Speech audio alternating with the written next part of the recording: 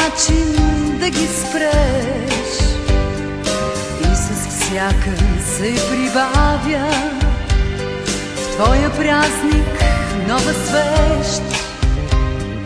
Ала ти не дей тъгува, даже в тебе да боли. Днес е време за празнуване, този ден е твой, нали? Днес е време за палуване, всички свещи запали.